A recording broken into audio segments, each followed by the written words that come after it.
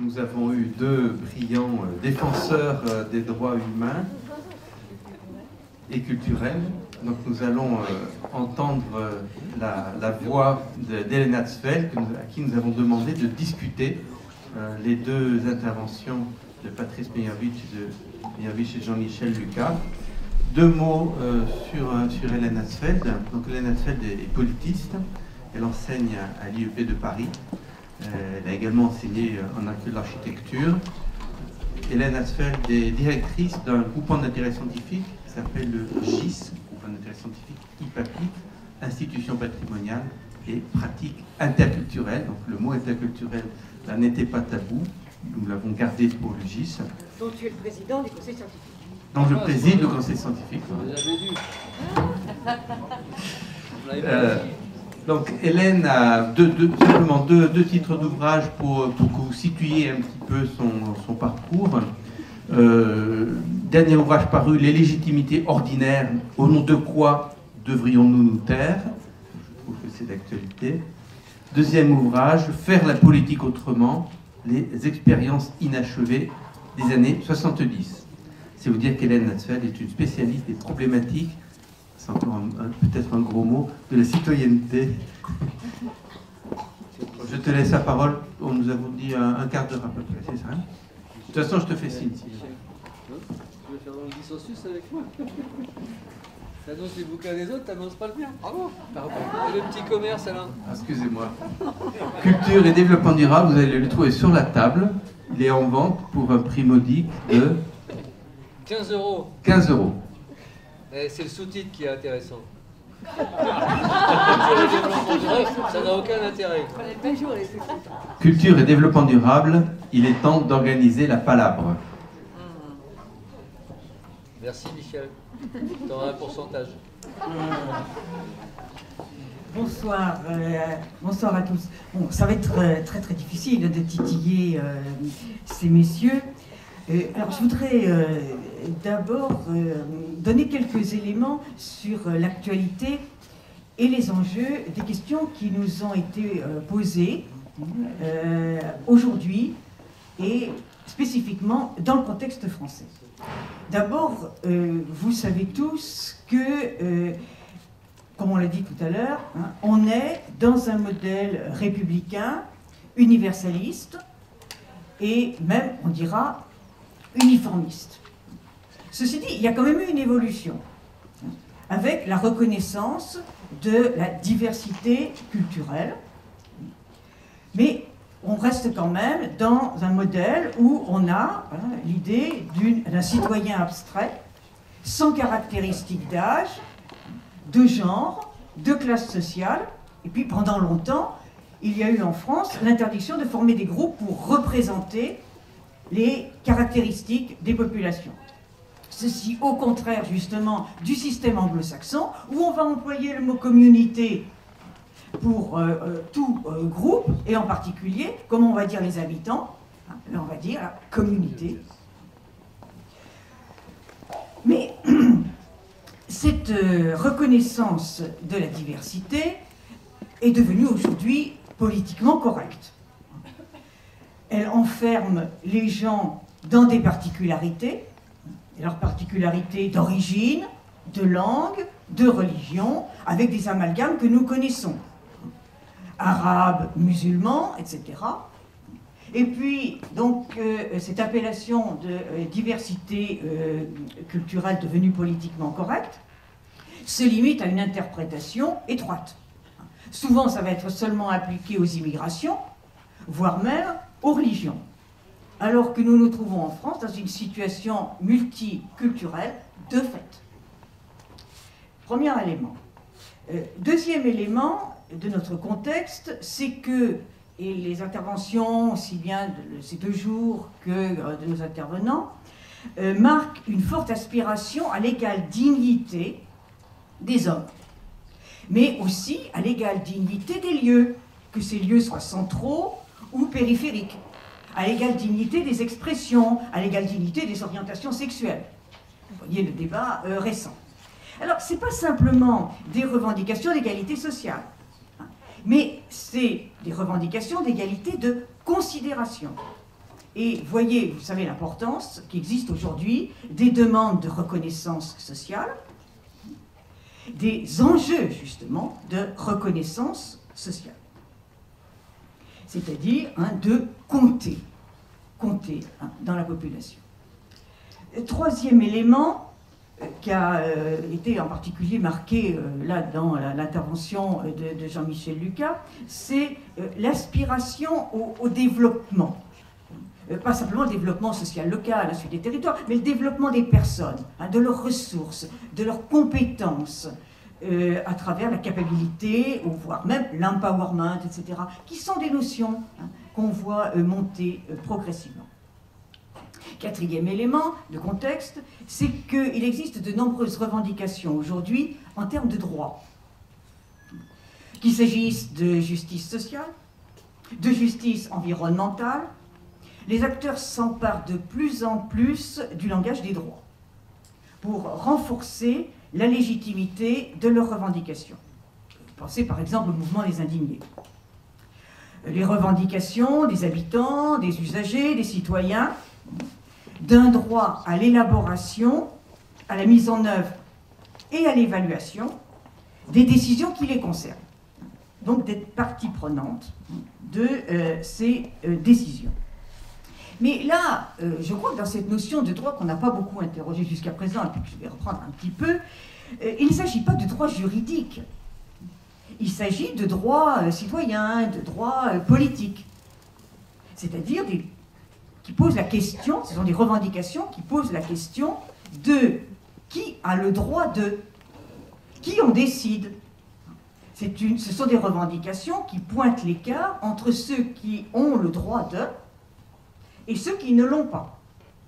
Et là, il y a un écart politique qui me semble tout à fait important, à travers ce que nous allons discuter plus précisément maintenant, qui est notamment celui que pointe Jacques Rancière. Donc voilà, c'est sur ce fond-là d'enjeu que se pose la question des droits culturels et des politiques culturelles. Alors, je vais essayer maintenant de voir un certain nombre de questions par rapport à ça. Dans les exposés qui viennent d'être faits, on sent une question fondamentale qui est celle du commun. Et qui est fondamentale parce qu'elle va présider au fait que, comme on dit aujourd'hui, on vit ensemble. On vit ensemble, et comment on fait pour ne pas se taper dessus, qu'est-ce qu'on partage donc comment produire du commun aujourd'hui? Bon, Michel a dit que j'ai beaucoup travaillé sur les années 70. J'ai aussi milité dans ces années-là. Et puis, on avait une sorte d'idée qu'on pouvait être identifié grâce à une classe sociale. Donc on produisait du commun à partir de là, soit des caractéristiques de classe, soit une conscience de classe. Puis il y avait d'autres modes d'identification, plus anciens, je dirais, l'appartenance à une lignée familiale. Donc un patrimoine à transmettre, à un territoire, village, patrie, à une nation. Bon. Aujourd'hui, tous ces référents, on le sait, sont plus labiles.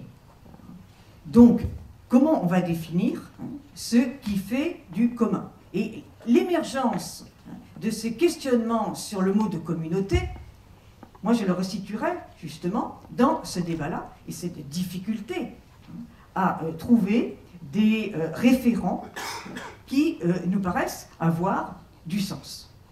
La communauté est une expression possible de cette attente de définir du commun. Mais, on l'a dit tout à l'heure, je le répète, dans le contexte français, parler de communauté, ça heurte de plein fouet le présupposé de l'unité et de l'indivisibilité de la République. C'est l'article 1 de notre Constitution, la République une et indivisible. Et donc, la communauté est immédiatement pensée comme forme de division, danger possible. Alors, revenons à notre idée de commun. Qu'est-ce qui va être commun? Qu'est-ce qui va faire communauté? Plusieurs possibilités qu'on a aperçues. D'abord, on va dire quelles sont les caractéristiques préexistantes, objectives, qui peuvent exister entre des gens.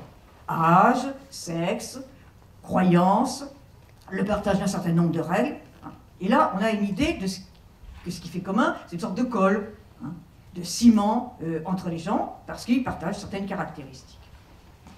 Une deuxième façon qu'on a eu aussi de poser la question du commun, qui nous a été présentée ici, c'est autour de la circulation. La circulation des mots, des styles de vie, etc. Donc il y a du jeu.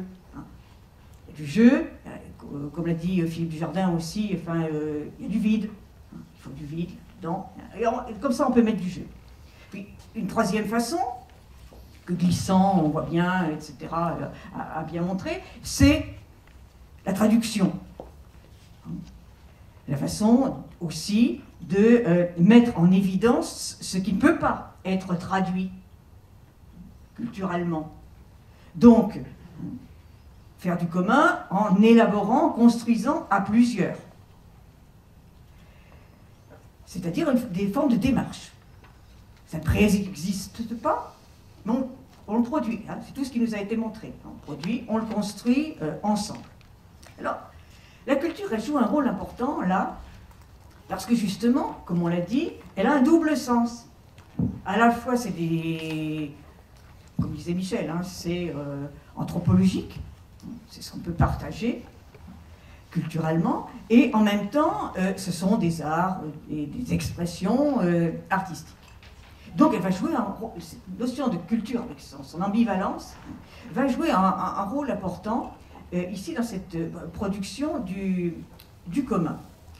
Et je voudrais donc montrer ici, questionner rapidement deux mythes autour des questions de la culture, à partir de là. Aujourd'hui, la culture, dans ce double sens, et en particulier du sens artistique, devient un nouvel identifiant. Regardez par exemple comment toutes ces villes se battent pour devenir capitale européenne, voire régionale, de la culture. Comment Marseille, aujourd'hui, communie dans la célébration de la culture, oui, c'est-à-dire dans le mythe d'une résolution des contradictions par la culture. Donc, on aurait pu ici essayer de se demander dans quelle mesure Marseille-Provence 2013 serait un facteur positif pour les droits culturels. Est-ce que Marseille-Provence est une expression en acte des droits culturels? Deuxième mythe, c'est celui de la culture comme facteur de dynamique économique et sociale. La culture devient une potion magique aujourd'hui, contre la mort des villes qui sont frappées de la désindustrialisation. Et faire du culturel apparaît comme une solution de remplacement pour créer une attractivité, le tonus, dans une logique de concurrence qui est aussi exacerbée que celle des entreprises. D'ailleurs, le ministère de la Culture ne s'est pas privé d'appeler l'une de ses directions sur les 3 industries culturelles. Dit bien ce que ça veut dire. Et dans une logique, donc non seulement de concurrence, mais dans une logique où la culture vient d'en haut, obéit à des modèles, qu'ils soient nationaux, régionaux, européens, bien sûr, des contenus, c'est ce qui marche, ou ce qui se vend, etc. Alors, qu'est-ce que les droits culturels peuvent apporter là-dedans? Est-ce qu'ils seraient une force allant dans le sens de cette dynamique, de cette dynamisation? Est-ce qu'il serait au contraire une force de résistance à ces politiques culturelles, au sens où ça vient d'être dit? Quelques autres questions. À propos de la notion de culture, mais là je crois que vous avez à peu près répondu d'avance à ma question, Patrice Meyer-Bisch. Dans la déclaration de Fribourg, il y a une définition de la culture qui n'est pas dynamique. On dit que ça recouvre les valeurs, etc., les croyances, les convictions. Bon. Comment? C'est juste le contraire, mais on va en discuter. C'est ce qui est écrit dans la déclaration de Fribourg. Hein. Alors, ce que vous avez bien montré, au contraire, je pense que là vous avez pris une distance par rapport à cette déclaration de Fribourg, c'est que toute culture est bien mixte. Elle est un mélange en mouvement, elle est une mêlée, pour reprendre ce que dit Jean-Luc Nancy, toujours en redéfinition, avec des influences, des apports nouveaux, des réévaluations. Hein, elle est hybride, hein, etc. Et elle est mélange aussi avec le social, l'artistique, etc. Donc, là, on a une question qui se pose, et que vous avez posée tout à l'heure, et je pense qu'on pourrait en faire débat. Savoir dans quelle mesure on peut parler d'identité culturelle dans une société où il y a une réalité, en fait, de mélange.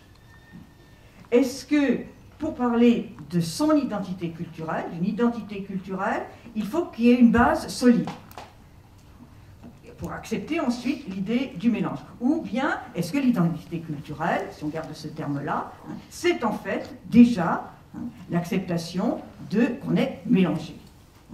On a des débats, hein, on a eu déjà au niveau du ministère de la Culture, des débats autour de cette question-là. Est-ce qu'on peut parler d'identité culturelle sans tomber dans des stéréotypes, des assignations, des images qui ne changent pas, hein, la femme, le musulman, l'homosexuel, hein, etc. Et donc, c'est toujours dans cette idée d'identité culturelle, et encore plus de communauté culturelle, quelle place pour les échanges avec l'extérieur, quelle réciprocité, hein, ou bien les décalages, hein, les jeux entre les uns et les autres, et est-ce que le collectif, le commun, est nécessairement l'expression d'une culture unique, identifiable, ou bien est-ce que c'est transversal? Comment des droits peuvent-ils exprimer des mélanges en train de se faire? Dernière question, c'est celle qui me semble la plus importante, c'est qui va définir les droits? Qui définit les droits? La notion de droit suppose une instance qui les définit, qui va les cadrer, qui va dire à qui ils s'appliquent. Donc, quelle place des gens, dans cette définition des droits? Ou est-ce qu'on délègue à une autorité la définition des droits? Qui est-ce qui dit ce qui est un droit, hein, ce qui est dans les droits, ou exclut de ces droits, et au nom de quoi? Est-ce qu'on ne risque pas de retomber dans un système normatif et de catégories qui seraient prédéfinies et imposées par en haut? Je pense en particulier à la catégorie de l'universel. Je ne vais pas du tout ouvrir ce débat qui est compliqué, hein, mais je pense qu'il y a une chose qui n'a pas été dite, c'est que l'universel peut être aussi une catégorie de domination. Que ça, dans le monde en tout cas, ça a aussi été entendu ainsi, et que la question de au nom de quoi on dit que telle ou telle chose est universelle doit être interrogée. Si donc on crée des droits culturels sur le plan juridique, est-ce qu'on ne va pas créer des catégories et, comme le dit Jacques Rancière, du coup, être plus au niveau de la police, c'est-à-dire de la réglementation, que de la politique? Et inversement, est-ce que, alors si on se met du côté politique, est-ce que les droits culturels ne seraient pas le fait de créer les conditions de possibilité de lutter, de s'opposer à des catégories, des règles dominantes d'assignation, de discrimination, etc. Est-ce que ce ne serait pas la possibilité de créer des alternatives, de mettre des biais, de dévoiler des fausses évidences, etc. Et je pense que c'est ce que fait spécifiquement le CCO. Si on juridifie, si on légifère, on va édicter des formes dites légitimes d'expression, des conditions dites légitimes d'application. Alors, est-ce que dans ce cas-là, on ne perd pas le potentiel subversif? Est-ce que le CCO ne perdrait pas ce qui fait sa force. Donc, voilà, c'est la question sur laquelle je terminerai. Comment ces droits culturels donc, peuvent-ils contribuer à faire à la fois les gens acteurs, qui soient la parole, qui prennent la parole, à faire du sens partagé, et en même temps à comprendre et à dire, pourtant c'est la parole, à souligner, comprendre et à dire pourquoi et comment certaines choses ne sont pas et ne peuvent pas être partagées. C'est toute la question des controverses. Pourquoi certaines personnes, certaines caractéristiques ne comptent pas dans un contexte, comme le contexte français, n'ont pas leur place. Il me semble que ce serait là, ce rôle politique plein qui pourrait être donné à ces revendications de droits culturels, comme rôle de questionnement des institutions, questionnement des catégories, questionnement du projet politique de ces institutions, comme transgression également des positions de représentants, d'associatifs, d'artistes, de chercheurs, sur lesquels on a beaucoup travaillé cet après-midi, et également comme désactivation de réflexes qu'on a, on l'a vu à propos des FJC là, tout à l'heure, bon, qu'on accepte le sort qu'on a,